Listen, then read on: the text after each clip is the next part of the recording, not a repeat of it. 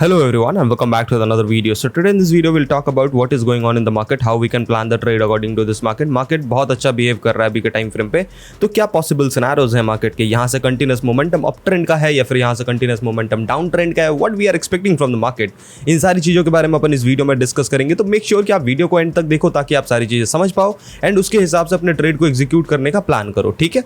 सो 4 hour time frame और daily time frame में अगर आप ध्यान से देखते हो तो मार्केट में आपको एक प्रॉपर रिट्रेसमेंट एंड पंपिंग देखने को मिल रहा होगा.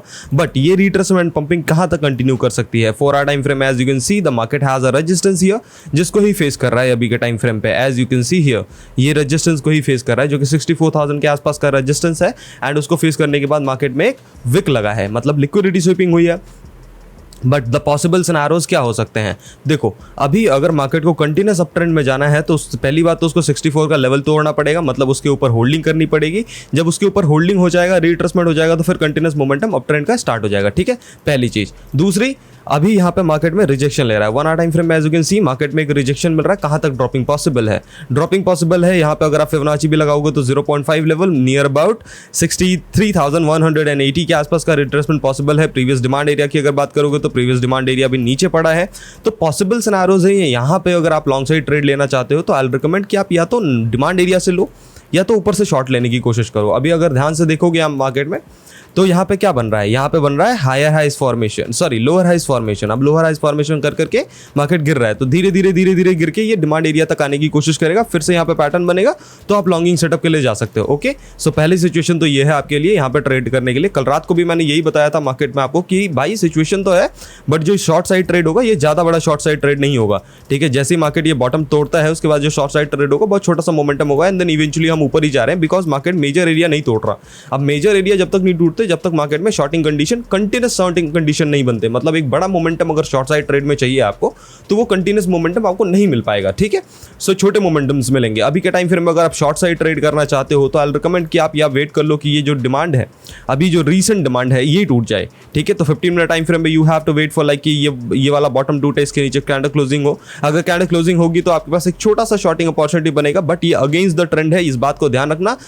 टीपीज आपके छोटे होंगे यहाँ पे. ठीक है, आपको बहुत एग्रेसिव रहना पड़ेगा मार्केट में. जैसे ही आप ट्रेड एग्जीक्यूट करोगे बहुत जल्दी आपको ट्रेल करना पड़ेगा, बहुत जल्दी आपको एसएल एंट्री करनी पड़ेगी एंड उसके हिसाब से ही अपने ट्रेड को एग्जीक्यूट करना पड़ेगा because you are going against the trend. ठीक है, मार्केट का ट्रेंड देखो, मार्केट का trend is very very bullish. ठीक है, अब बुलिश मोमेंटम में आपके अप ट्रेंड के मोमेंटम्स बड़े होते हैं, डाउन ट्रेंड के मोमेंटम बहुत छोटे होते हैं. As you can see here. ठीक है, इधर भी अगर आप ध्यान से देखोगे तो बहुत छोटा सा मोमेंटम है, इधर भी आपका देखोगे तो बहुत छोटा सा मोमेंटम होगा, फिर कंटिन्यूस मोमेंटम आगे अपवर्ड की तरफ जाएगा. तो अगर करना चाहते हो तो ठीक है, वरना आप वेट कर लो कि डिमांड एरिया पे आता है तो आप एक लॉन्गिंग सेटअप देखो.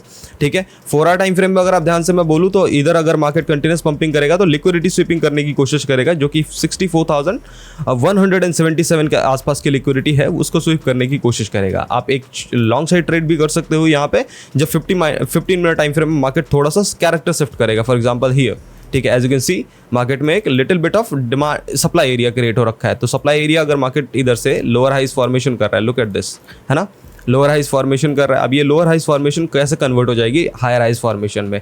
तो मार्केट क्या करेगा, इधर से पंपिंग करने की कोशिश करेगा, रीसेंट हाई तोड़ेगा, रीसेंट टू रीसेंट हाई तोड़ेगा, रिट्रेसमेंट करके फिर पंपिंग करने की कोशिश करेगा. You can see in a 5 minute time frame also.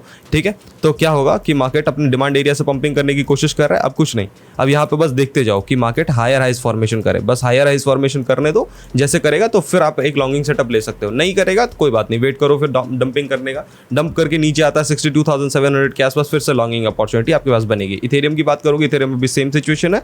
एक अच्छी खासी ब्रेकआउट हुई है लेकिन ब्रेकआउट में अब रिट्रेसमेंट होगा all the way down to near about 2457 के आसपास तक का रिट्रेसमेंट पॉसिबल है 15 मिनट टाइम फ्रेम के अकॉर्डिंग, और भी ज़्यादा नीचे नियर अबाउट 2437 के आसपास तक का रिट्रेसमेंट पॉसिबल है. सोलाना की अगर बात करोगे, सोलाना में भी रिट्रेसमेंट होके ही पंपिंग हुई है, जैसा कि लास्ट टाइम भी बताया गया था आपको कि 4950 के आसपास तक का लेवल इसमें हिट होगा. अब इसमें भी रिट्रेसमेंट की रिक्वायरमेंट है फिर कंटिन्यूस पंपिंग के लिए जो कि नियर अबाउट 146 के आसपास का एरिया है. गोल्ड की अगर बात करोगे तो गोल्ड में जैसा कि हमने डिस्कस करा था कि भाई ब्रेकआउट रिट्रेसमेंट होगा तो अप ट्रेंड कंटिन्यू करेगा, वरना इधर से फेलियर होकर कंटिन्यूस डंपिंग हो रहा है.